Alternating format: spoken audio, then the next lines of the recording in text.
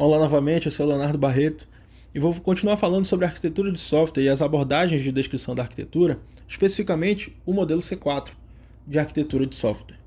A última visão principal desse modelo C4 é a visão de código, que, como o próprio nome diz, ela vai me mostrar a estrutura do código propriamente dito. Na visão de componentes, eu também falo de código, mas é uma organização mais hierárquica. Como os componentes, os pacotes de código se relacionam entre si e como eles estão dispostos. Na visão de código, eu vou mostrar quais são as classes na linguagem de programação que eu vou utilizar para implementar. Então, as pessoas que se interessam por essa visão de código, na maioria das vezes são os desenvolvedores do software, porque são eles que vão implementar, são eles que vão codificar o sistema. E o que eu quero mostrar, que é o meu concern, vai ser a estrutura do meu código-fonte, ou seja, qual classe conversa com qual classe, de que forma que eu organizo as classes dentro do meu pacote. É como se eu desse um zoom em cada componente daquele. Então, o exemplo que eu trouxe aqui, essa visão ela não tem uma notação específica, mas ela normalmente é feita utilizando diagramas UML, diagramas de pacotes e de componentes, e até mesmo um diagrama de classes. Serve porque ela mostra a organização das classes da linguagem que eu escolhi para implementar o meu sistema. E o exemplo que eu trouxe é do componente de empréstimo. Esse empréstimo é o componente empréstimo que está dentro do container biblioteca,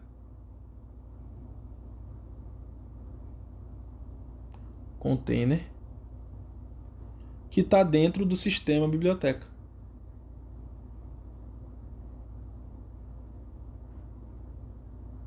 Então, na última visão, na visão de código, é quando eu estou mais profundo dentro do meu sistema. É um aspecto muito técnico, muito específico, que quase ninguém vai se beneficiar, a não ser o desenvolvedor de software. Então, recapitulando, a visão de contexto vai mostrar quais são os meus sistemas e atores. Essa é a visão de contexto. Eu abrindo o meu sistema de software, eu vou mostrar os containers, quais são as partes integrantes do meu sistema. E abrindo cada um desses containers, eu mostro os meus componentes, que são as partes que integram cada container desse. E, por fim, na visão de código, eu vou mostrar como é que o código-fonte, a implementação, a codificação do meu sistema é feita em cada um dos componentes. Mas eu preciso fazer isso para todos? Não.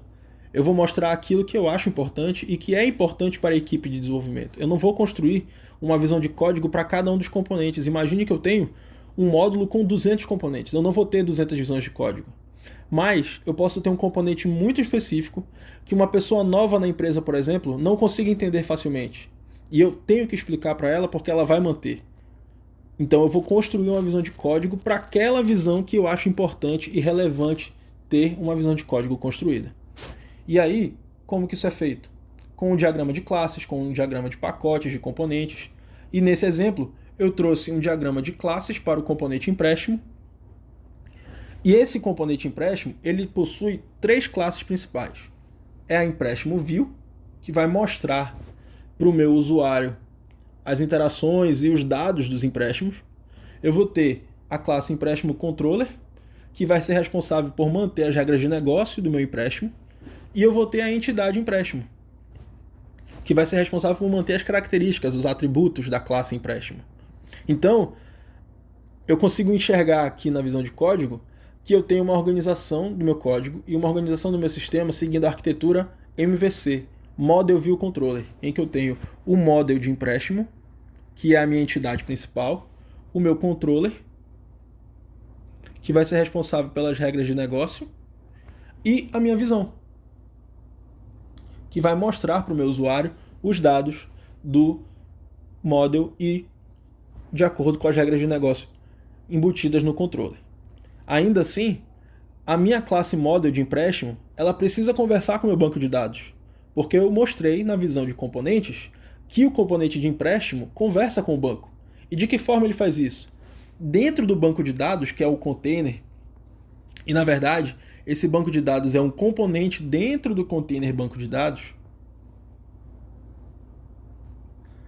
eu vou ter uma classe chamada banco de dados conexão. Essa classe banco de dados conexão, ela vai ser responsável por enviar os dados, executar as consultas. Tanto é que a relação entre o empréstimo e banco de dados conexão, eu descrevi aqui como os tipos de consulta que eu posso fazer.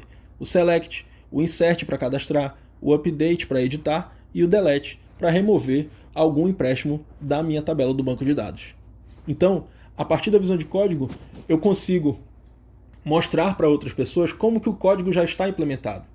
E justamente por isso, é uma visão que o próprio autor do modelo não recomenda que seja feita para todos os componentes, porque não é necessário.